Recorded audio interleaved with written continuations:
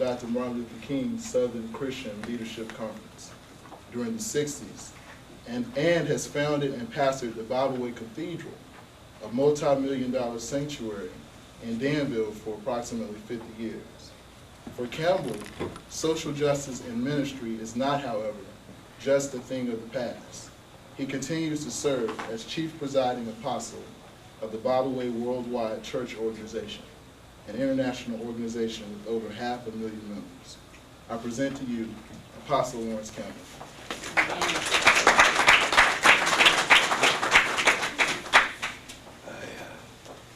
Kind of stunned me when he said I've been pastoring for 50 years. But I'm pleased to be here, and especially to be here with Troy Dixon. I know his family, and very familiar with him, and surely we're very, very proud of him. I am going to try to talk to you, but I didn't eat anything before I left. Looking at y'all eating kind of bothers me. I have a task to speak to you on the purpose of protest from 1963 to the present, and that's really a broad area in terms of the length of time and the things that transpired during that period. And I was looking at the different presidents who came on the scene from 1963 until the present, starting out with Kennedy, who was assassinated in 1963, and following him, President Johnson, and then Nixon, Ford, and Carter, Reagan, Bush, Clinton, and Bush again. 9 presidents that we have seen over the period of time from 1963 until now. There are about 5 areas that I'll try to cover in terms of the purpose of protest from '63 to the present. And I want to deal with the background of the civil rights movement, and then to look at the players, the persons who were the actual participants. And then I want to look at the cost that we as a people had to pay in order for us to achieve what we have today. And then I want to talk about the prize, what came out of the cost that we paid. And then to end up fifthly by speaking to you about the fact that the civil rights movement is not over. I want to use Danville as a microcosm of what was in 1963, because Danville, Virginia, being a community at that point that was more agrarian than it was industrialized. There has been many transitions since that time, but at that point, most of the minority people, black people in particular, worked in tobacco factories. Danville, Virginia, then was a very paternalistic community in that the white community just did not feel that black people at that point had it within them to stand up as men and women and to protest. In terms of protests, we're talking about making a statement. And the community there just did not believe that black people had it within them. I want to sort of give you the scene in terms of what was going on at that point. First of all, everything was segregated. Black people, there were only 2 hospitals in Danville, and one was for black and one was for white. The black hospital was very inadequate. There were 2 libraries, one for black and one for white. And then, of course, the library was very inadequate for black people. If you were to go to the movies, black people had to sit upstairs and white people sat downstairs. If you were to ride the bus, you had to sit in the back of the bus and the white people sat in the front of the bus. I came down from Washington, D.C. when I started our church, and I remember so vividly that my oldest daughter, Leafy, and I were waiting for the bus. We got on the bus, and in Washington, she was so adjusted to sitting behind the driver that she sat there. And when she sat there, the driver turned around and said to her, "Nigga, get up." And of course, I picked her up and with tears in my eyes. And I vowed then that if I ever got the opportunity, that I was going to do everything that I could do to bring about a difference in Danville. There were two high schools, one for white and one for black. For those who played on the football teams, we used the equipment that came from the white schools that were far from being adequate, but the school board did not see that it was necessary for the black community to have the kind of equipment that they should have had. Everything that you did from the time that you were born till the time that you died, you were placed in a subservient role. You were placed in a position that you felt less than human. For those of you who did not live that experience, today we talk about terrorists and terrorism. I think that in America, many of our people today, especially the white community, they find that they are stunned by terrorism because of the fact that we went through World War II, but the Japanese stopped at Pearl Harbor and did not come too far to the West Coast and surely not into the East Coast. But during those days, black people were always confronted with terrorism. You had the Ku Klux Klan, who would burn crosses in your yard. You had terrorism because of the fact of your color, not because of anything that you may have done, but the mere fact that you were black.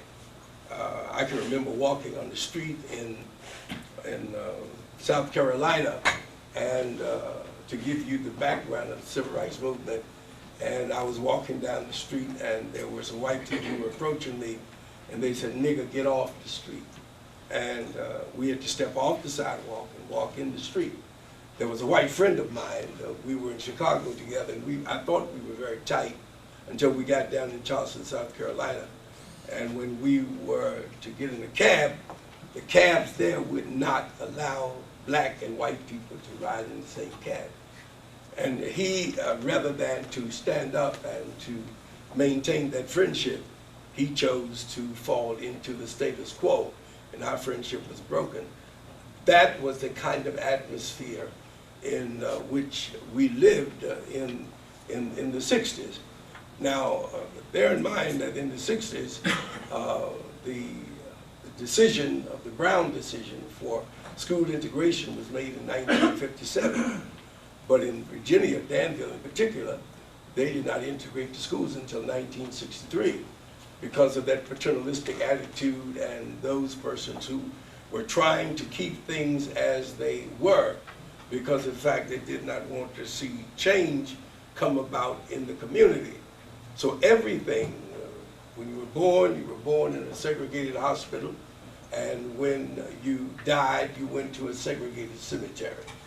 All of your life, you were confronted with being dehumanized. For an example, if you were to leave Danville in '63, going to Washington, D.C., going toward Richmond, from Danville to Richmond, 150 miles from Danville, there was not a hotel that black people could stay in. There was not a decent place where you could go in to relieve yourself physically because of the system that was there. If you wanted to, in Danville, for an example, there was a People's Drugstore. If you wanted a sandwich, you could not sit at the counter. You had to stand at the end of the counter. And all of the white people had to be served first, and then you would be served. That was an everyday experience. And for those of you who did not live that, it is hard, I guess, for you to have a kind of affinity for, or to have a kind of empathy for, because it's something that you would have had to live in terms of people dehumanizing you solely because of the color of your skin. So there were some of us who decided that we just weren't going to live like that any longer, and that we were going to bring about some changes. What happened is that Martin Luther King had gone to the South, down to Montgomery, Alabama, in about 57. And he got there, and you know the story, Rosa Parks who refused to get up from her seat on the bus. And I'm getting to the point of the players. And the NAACP was the major civil rights movement led by Roy Wilkins, who was a player in the movement. And Martin King, John Lewis, who you know now as Congressman John Lewis, and Whitney Young and others, they felt that Roy Wilkins was not moving fast enough. And because of that, John Lewis then pulls out and he started the Student Nonviolent Coordinating Committee. And Martin Luther King then moved from the NAACP and he started the Southern Christian Leadership Conference, the intent of which was for him to develop leaders, Christian leaders in the South. And so we went from Danville down to Birmingham. And perhaps many of you read the incident that when Dr. King was speaking on the stage that night, he exposed himself unnecessarily in terms of getting too close to the audience, and that's when this white gentleman came up, white man rather, came up and hit Dr. King and knocked him to the floor. And Hosea Williams and some of the others wanted to do something to him, and Martin King said, no, that's not the way to do it, because he was a believer in the philosophy of nonviolence because of Mahatma Gandhi. And he was trying to impress upon us to embrace that kind of philosophy. When we were going down to Alabama, a friend of mine, he was a Methodist preacher, he still is a Methodist preacher, A.I. Dunlap with the AME Church, and Reverend L.W. Chase of the Baptist Church. On our way down to Alabama, riding in a white Cadillac, and they pulled into the service station, and we were trying to get some gas, and the man filled the tank, and the car wouldn't start, and we were trying to find some mechanic or someone to help us to get the car going, and we said to this white man, you know, tell us where there's a mechanic, because the car just won't start. He said, nigga, move this car. And of course, we said the car won't start. He said, well, nigga, you move this car. And I don't know why the car started, but somehow it did start. But that is the kind of thing in Charleston, South Carolina, on our way back in Charleston, out from Charleston, South Carolina, we wanted to eat.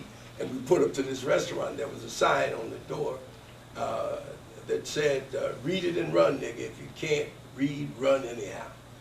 That was the kind of environment that we found ourselves living in. The one thing I will say about the South, at least the Southerners were what they said they were. Whereas when you go to the North, it's sort of like today. We got to remember that racism is the basis of all that has happened. Jim Crowism, segregation, whatever it is in terms of the kind of tug of war that we've had with the races. Racism is the core of it, of all of it. It's just that when Martin Luther King went to Chicago, Illinois, I think that all of the people, Jesse Jackson and others, felt that, even though Jesse was living in Chicago, they felt that when they moved to Chicago that it would be not as intensified racially as it had been in the South. But when they got to Chicago, they found that in Chicago it was worse than it was in the South. And they saw that the white community there, that racism was more subtle. They would eat with you and they would talk with you, but the end result was you were still black, and it did not matter about what you had achieved in life, that you were still black. These were some of the players.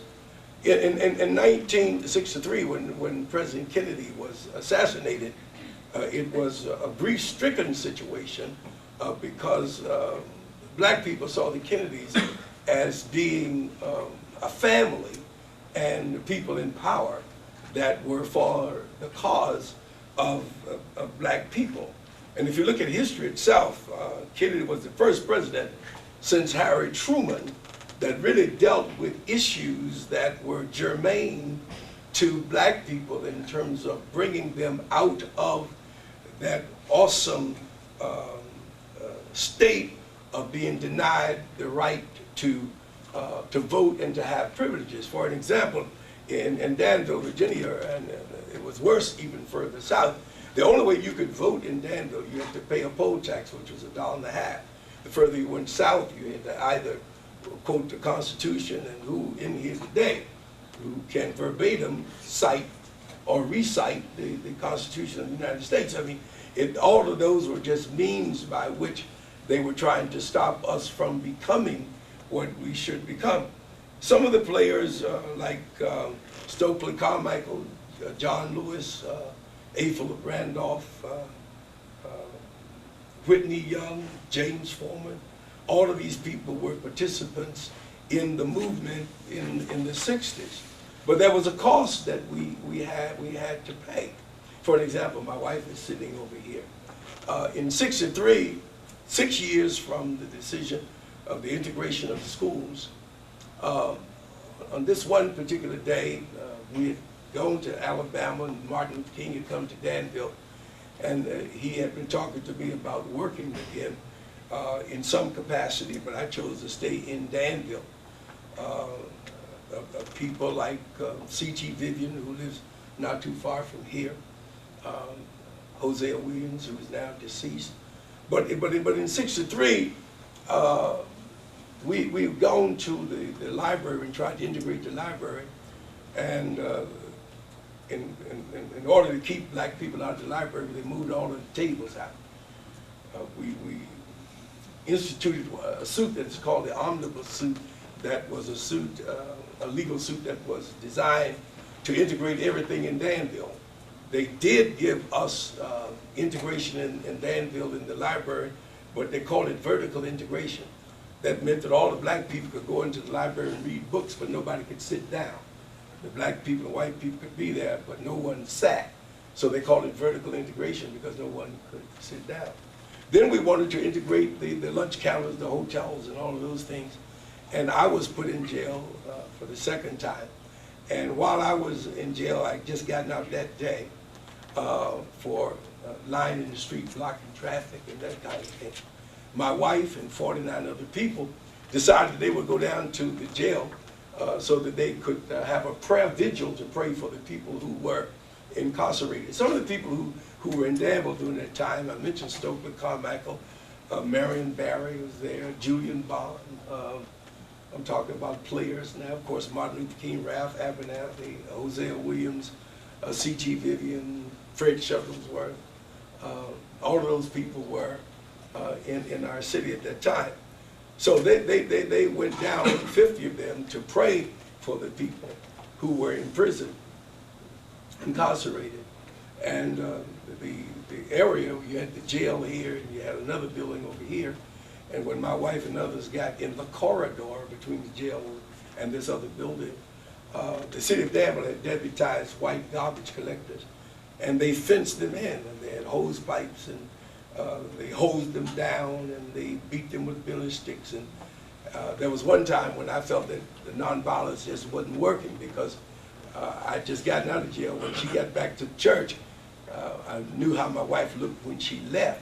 And I saw how she looked when she got back, and they had beaten her. One lady had her breast burst, another man had his head, had a concussion. I mean, you talk about terrorism, that is terrorism. Black people and Jewish people have been familiar with terrorism all of their lives. It's just that some people now are beginning to sort of see what it's like. It is bad when you see a man like Emmett Till who looks at a white woman, and because he looked at a white woman, put his eyes in the paper, and they lynched him because he looked at a white woman. Think about Martinsville, the Martinsville Seven.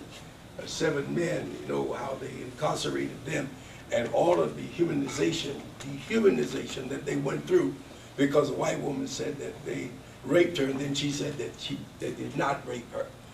And there are so many men who then were in prison because of crimes that they had not committed, all because of racism.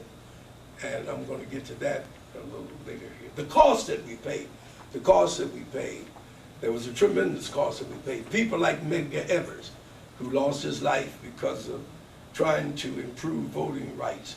The young girls who lost their life in the 16th Street Baptist Church in Birmingham, Alabama, when these racist persons bombed that church on a Sunday morning. The price that we paid, the three Freedom Riders, Michael Sherner and James Chaney and Andrew Goodman, two Jewish young men and a black young man who got lost in the dark and finally found out that they had been lynched by some white people in Mississippi. Viola Liuzzo, the price that we had paid in order to get where we are. That's why I say to black people today that when we fail to vote, then we really slap all of the suffering that black people have undergone in the face because we failed to vote. The prize, the benefits out of what we've done.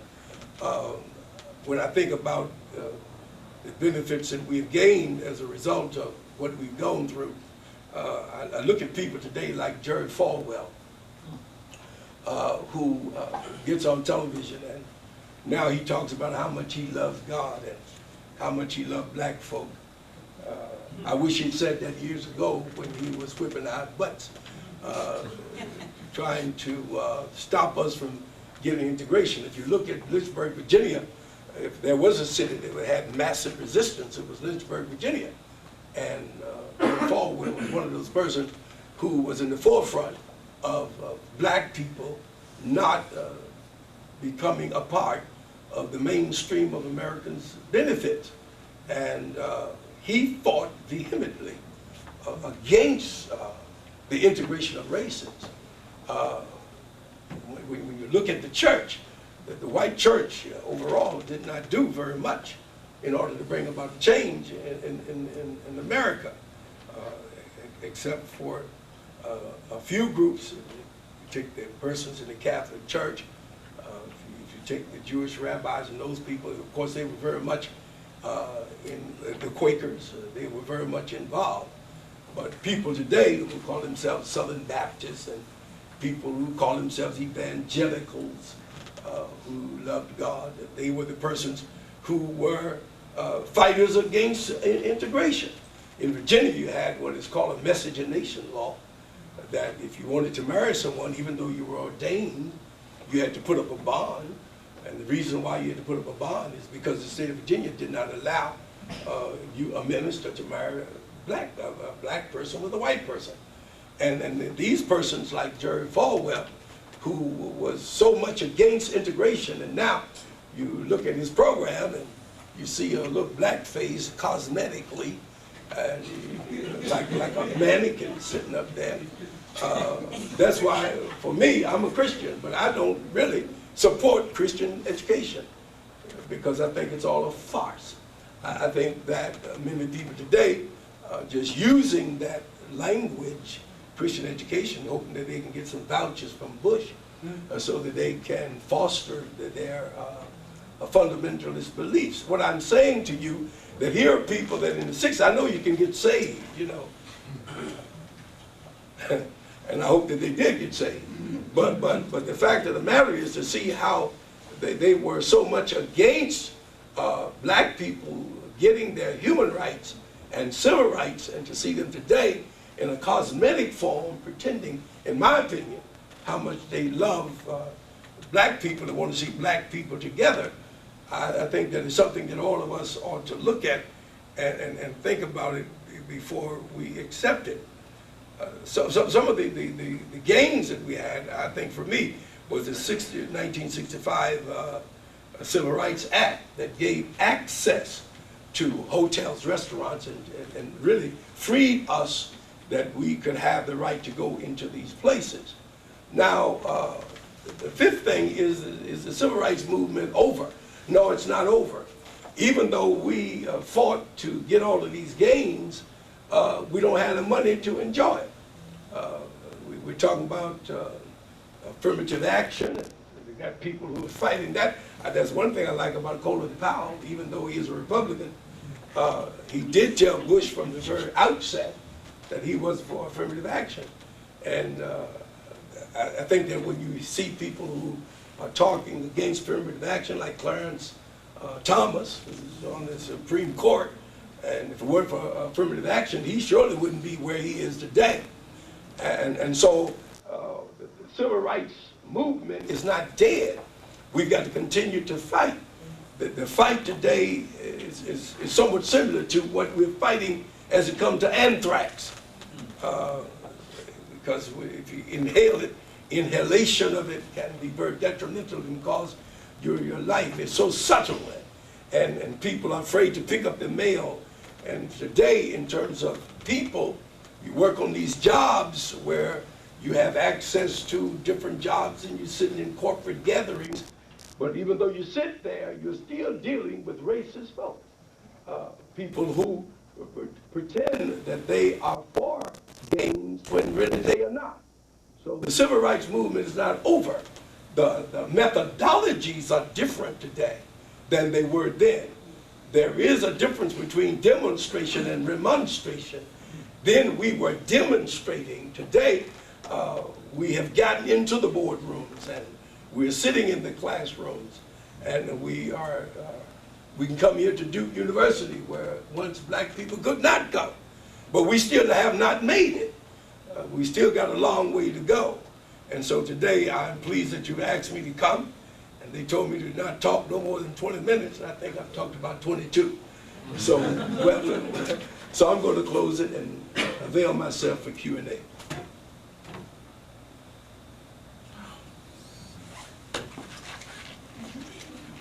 If there is no Q&A,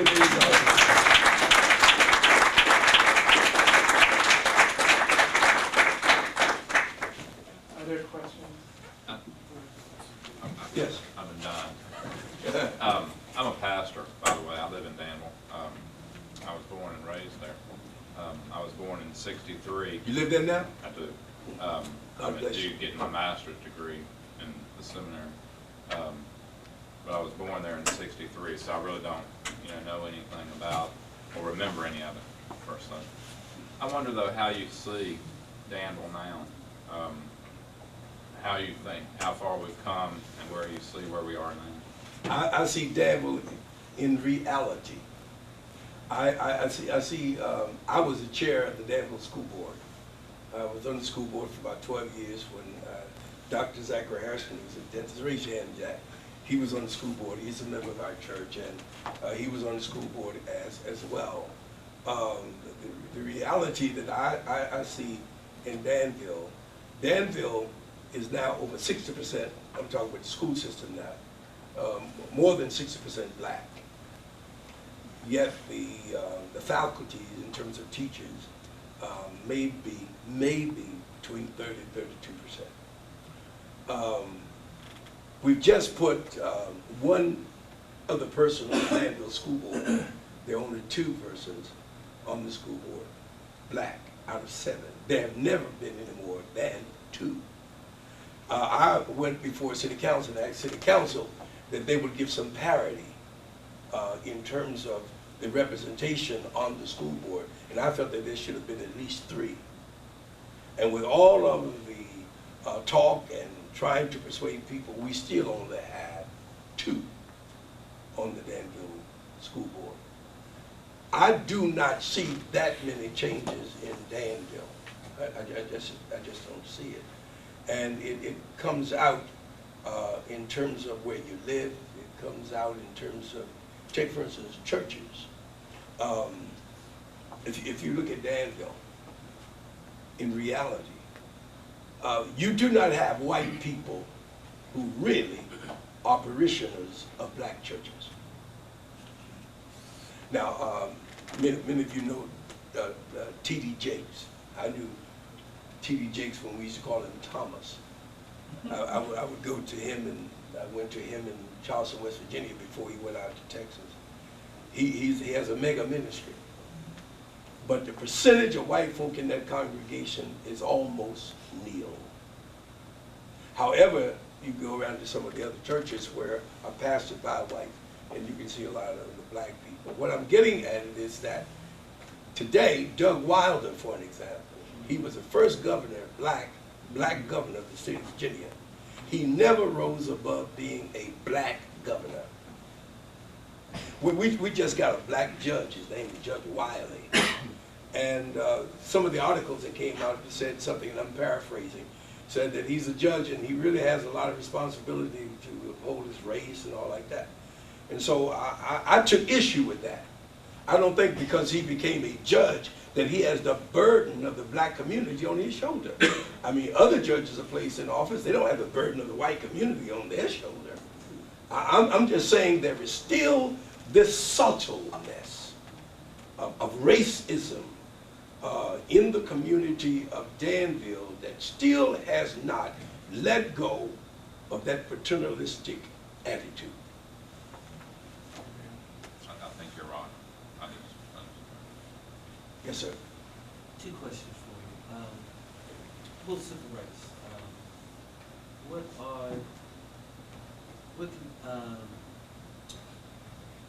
What are the strategies that we need to be doing now in the boardroom, in the schools, as well as in the community, and also our younger generations of African Americans coming up who have this nihilism of they don't care about anything, don't care about nothing. What can we do about that? You know, I think that I like your question very much. There are two banks in the state of Virginia that are black owned. One is consolidated, it's in Richmond, First State Bank in Danville. I serve on the board of directors for that bank. It's not a very large bank, it's close to $50 million. The white community by and large does not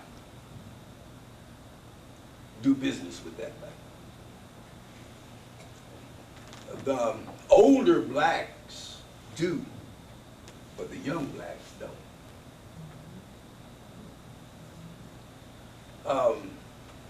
What I'm getting at, the survival of the black community is not in the white community. The survival of black folk is in black folk. Sure. See, let me give you an example. I mean, it might sound trite to you. I used to have I was an entrepreneur. I had a chain of clothing stores, and I would go to New York to purchase clothing. And on this one particular occasion, there were some Italian fellows who were there, and they were shining shoes free of charge as an inducement to get you to come over and look at some of the clothes to buy. And so the guy was shining my shoes, and I was talking to him. He's an Italian guy. And I said, "How long have you been shining shoes?" And he was telling me, and I found out that he had several stands. Then there was a black guy who had been shining shoes for about 20 or 25 years. So I went to Indiana, and in Indianapolis, I went downstairs. There was a white girl who was shining shoes. Had on the leotards and shining shoes, and charging $4 per shine. Then I saw some white people who organized what they call household technicians. They're no more than maids, but they clean your house from the bottom to the top.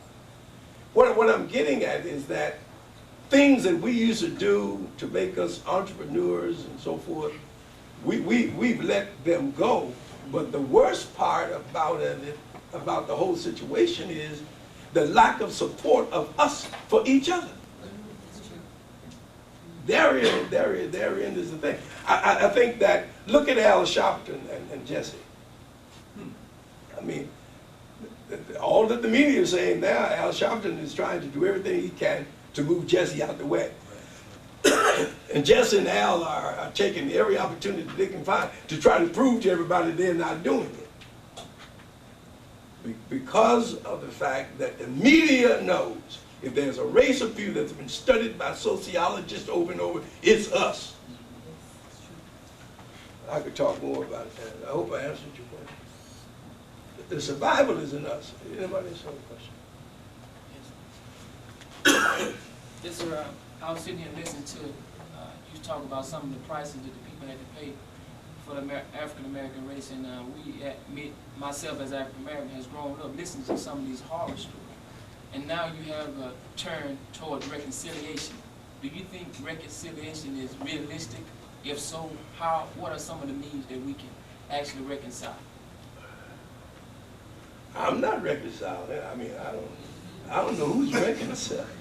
You think that's what's happening? Reconciling? No, I'm saying that, especially at Duke University, I'm just a freshman student. I mean, it's like the young whites here today. I don't blame them for what their forefathers did to me. They had nothing to do with it. He's from Danville. You were born in '63. So I'm not reconciling, but I just don't have anything against you. Because you didn't do it. Your daddy and others did that. And hopefully that your philosophy is different. So I don't interface with him in the spirit of reconciliation. I try to interface with, I would do that with him as a brother. But I cannot deny the reality of the society in which I'm living in. I am still black. And because I am still black, there are certain situations I'm going to go through that he's not going to go through. Now, maybe y'all don't believe that. Oh, yeah. That's what I believe. That's what I believe. That's what I believe. I just think that there are certain privileges. They are covertly and furtively done that I've got to do more than he has to do to get where I want to go because he's white. And this is 2001, and I don't see it any different than it was in '63. Yes, sir. I have a comment and question. I attended Avery University for 4 years, and I'm not from Danville, I'm from the Peninsula, Virginia, Hampton. And I noticed after the first day I got to Danville that there was something backward about it. And I spent my time hearing stories and trying to figure out, and I'm good friends with Tori too, trying to figure out what happened. I even found that in the archives of the Danville Register and Bee, it was hard to find information about what happened in the '60s. A lot of it just wasn't there. I don't know why. But I'm glad to hear you today so I can better understand what happened in my time there. Because Danville suppressed the news. They didn't want the news to get out of the city. And the other thing is Danville has never admitted that my wife and others were beaten. They've always skirted around the issue. I think until Danville does that, it will not have the cleansing through the arteries of the system of Danville until that's done. I agree, and there's still many problems there. I felt that Averett was an open and diverse place, but until my senior year with some of the students interaction I had, I lived with 4 people in the new apartments that are Averett, and 2 of my roommates were African American. The day that we were referred to as the odd couple, I knew that there were problems with some of the students there too. But a question I have, I worked for Mark Warner's Tech Riders program that came through Danville.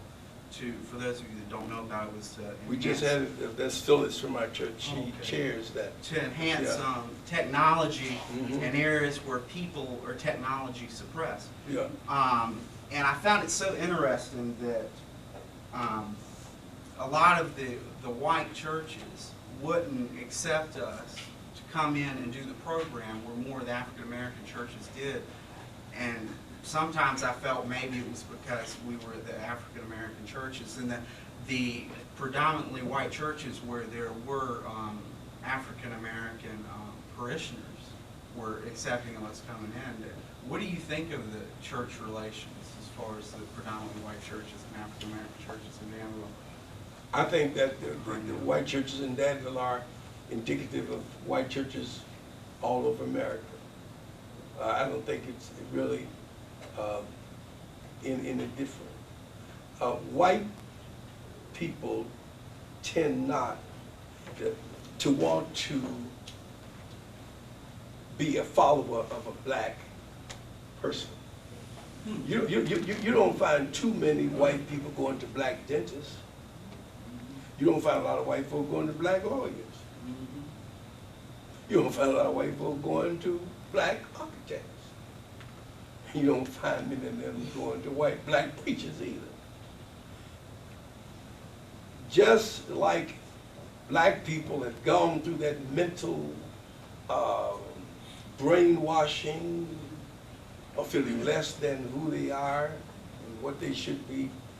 White people have also been so indoctrinated that in this, I think the right word would be ethnocentric belief, that what I have is greater than what the other person has. There's a superiority complex on the part of the white community that black folk are less than. And right here at Duke, and I've done some stuff here, study at Duke. The fact of the matter is that even though you may study, do whatever you do here, I don't care what it is, care what you become, there's still that stigma that you are born with that you cannot get rid of, and that is your blackness. And it's sad. Sir, I'm wondering what you see as the difference between young people who've been involved in the civil rights movement from the beginning. I know that when things first got started in 1960, it was African American students in Nashville and Greensboro who were sitting in at the lunch counters, and then later on you had students from the north coming down to Mississippi to do voter registration and things like that. And it seemed like the young people were different from the ones in 1960 from the ones in 1966 or something like that. And you had started to have white kids coming down from the north, Jewish kids, people like Stokely Carmichael. So I'm wondering what you see as the difference. Between which period? Between what I see as the predominantly Christian African American students in the early 60s and just any young people later in the 60s who cared about civil rights. Yes.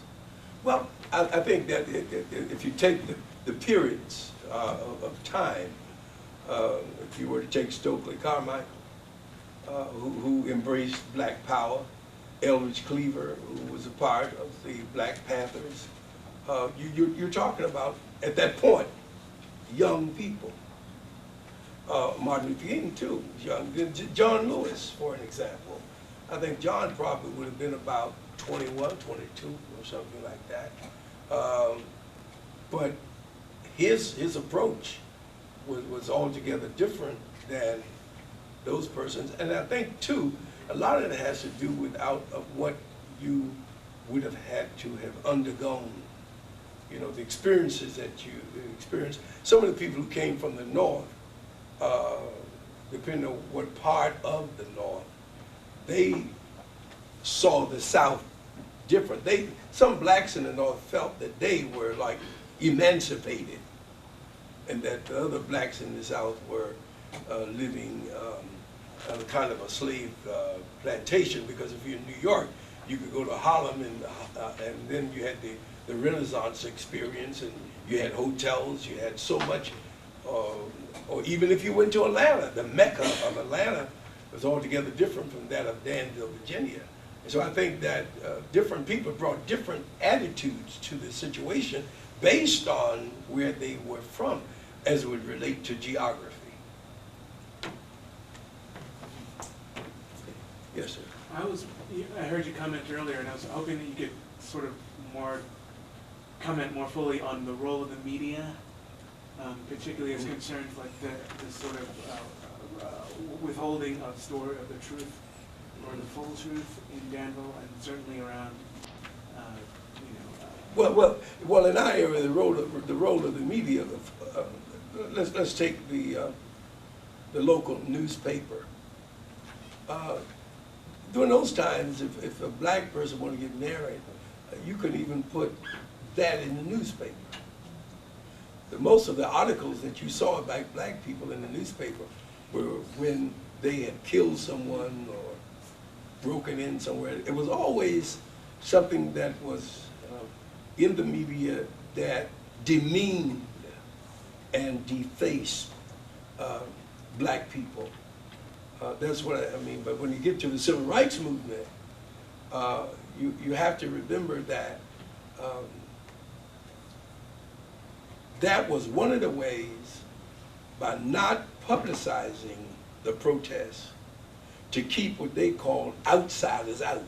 Martin Luther King was considered an outsider. So the only way that they could know about what we were doing was through the media and of course our writing and calling and so forth.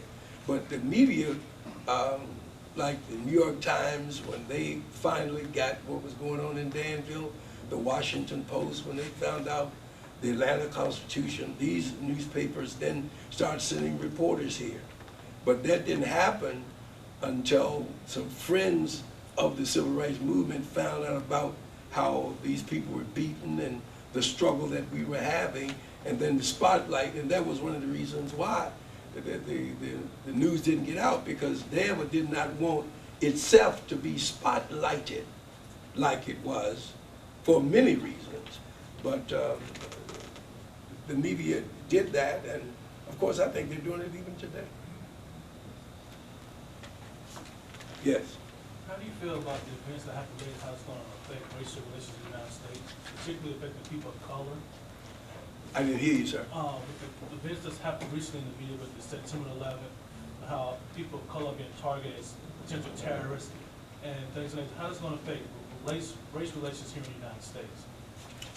Well, I didn't come here to talk about that, but I will talk about it. I really don't know.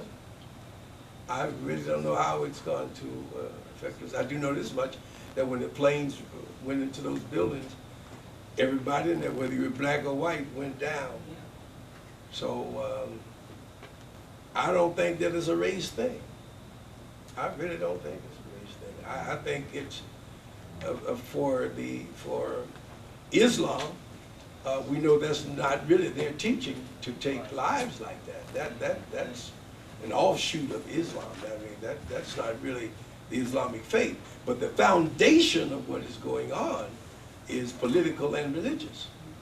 That's a fundamental part of it.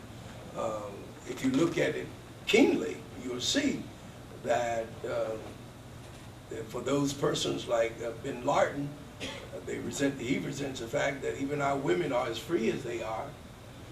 They want to see Islam as a world religion, and you could go on and on. But the two things, the two prongs, would be religion and the politics. Yes. Your talk really drove home how intimately involved the black church was with the civil rights movement. How do you see black churches today and the protests against racism that needs to occur?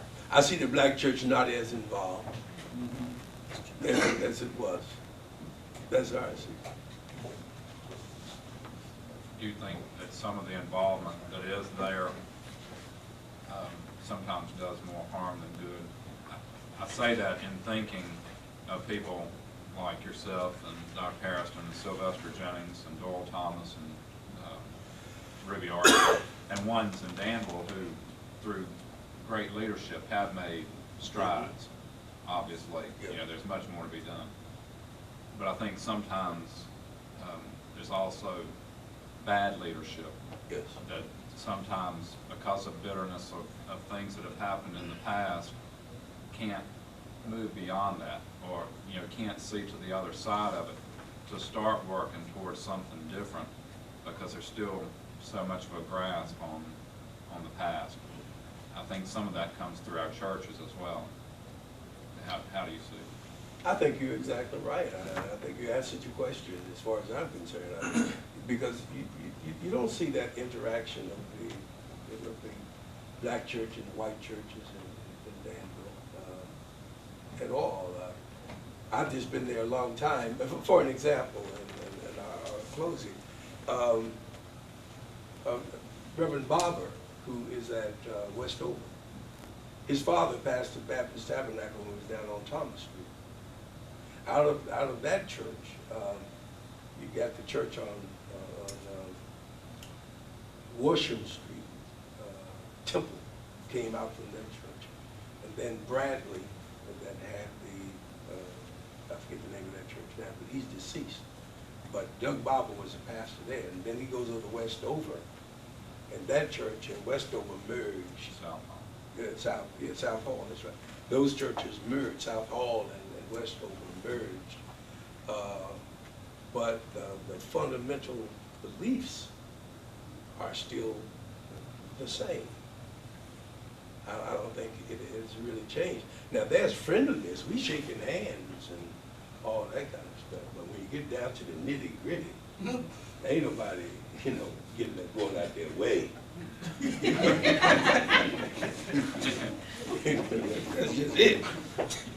No, you know what I'm true. Preach. That's just the truth. That's just it. And y'all got it right here on this campus, so y'all ain't got it all that made down here either. I just want to follow up with my previous question. Before you mentioned that, you were talking about what young people could do. Do you think there's any potential for black churches to increase their role if the young people were more involved? Because I know a lot of people, a lot of the black young people are going to white churches. Yeah. Yeah. But see, the thing about it, I say yes to that because it is the truth. But I also say yes, that it's not just the young people going to white churches. There's something about black folk, we go to white folk anyway. I mean, why is it? Just a thing about it. The Jewish community educated their children off these mama and papa stores. Now those children that the Jewish people educated are doctors, lawyers, architects, and so forth. So they have moved out now. You don't see the Jewish community with these little stores. You got the Vietnamese, Koreans, the Indians, and all those folks. Now they've come in with the mom and pop stores, and now we're going to educate their children. Because of the fact there is still something about us, but we still think maybe we can't do it right, it ought to be done. That's here. That's why I said the survival of the black community is in us. It's in us. All right.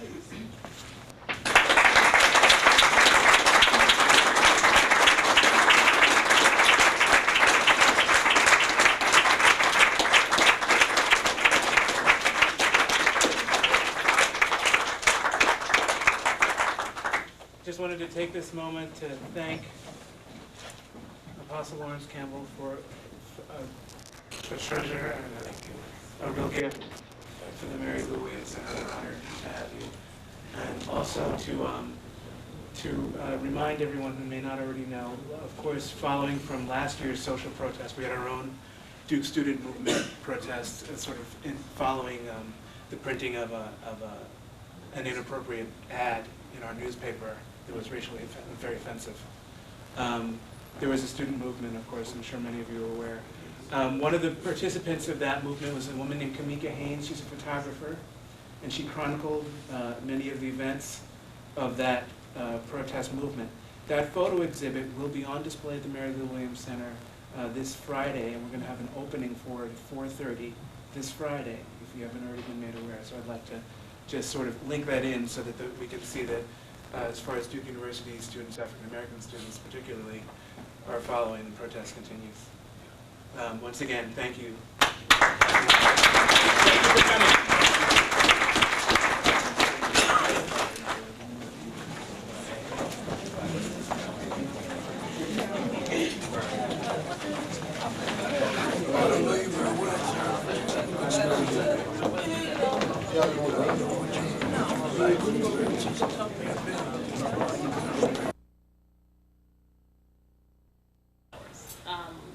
In fact, I think they were there for much longer, and then some people just never went back to the Caribbean at all. Was it based on seniority, where the more time they spent there, they got more privileges, or was it? It's not with, the way the commission was set up, they really didn't get more privileges. They were in different capacities. They made more money, but there was a ceiling. After they get to a certain stage, they couldn't make any more if they wanted to. So these men the very skilled laborers went to outside of the commission for work. And there's been documentation of that. They just didn't work with the commission anymore, and they found other jobs and then continued on there. Well, thank you. Oh, go ahead. final question. Uh-huh. The letters that you've been looking at, or these personal narratives that were written in response to this contest, that were written for the contest.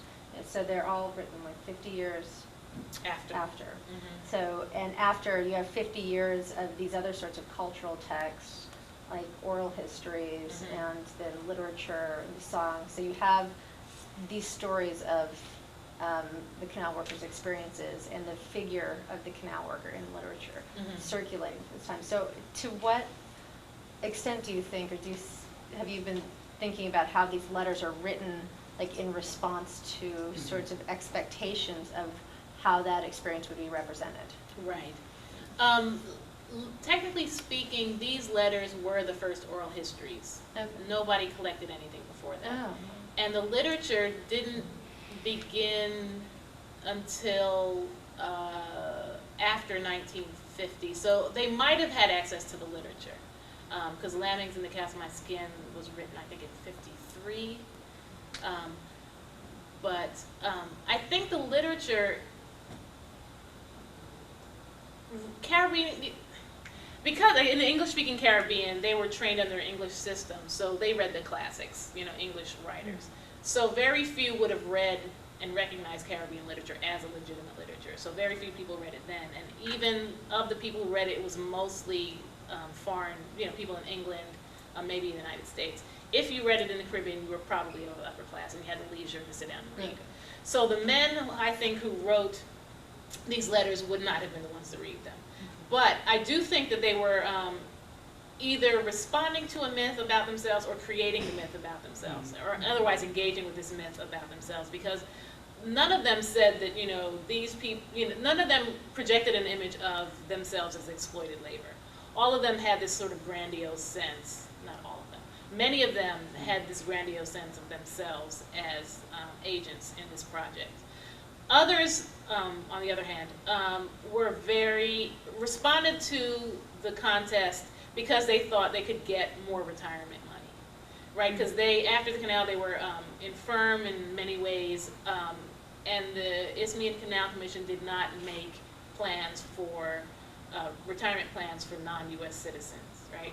So a lot of these men were just stuck. They didn't have enough money, and when they saw that there was going to be a $50 prize, so it was, they were motivated by concerns other than the sort of myth-making project. And I think the shorter letters were very interesting in that because they were either written by somebody else as told to letters, or they were just 5 lines. I worked here, I did this, please help out a poor guy who needs some money in his retirement at the end.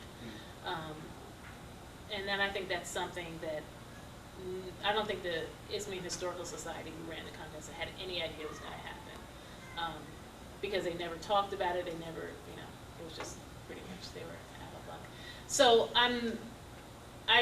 yes, to answer your question, I think they were aware of how they were represented in the Caribbean, if not in Panama.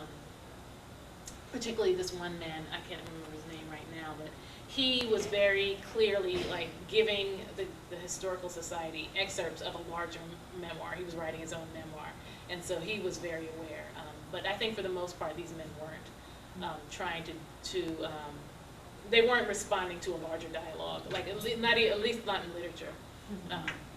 But there is one can find emphasis on the sort of mythographic nature of the figure. Thank you. Thank you very much. Thank you. Thank you. I learned a lot. I have so much work to do.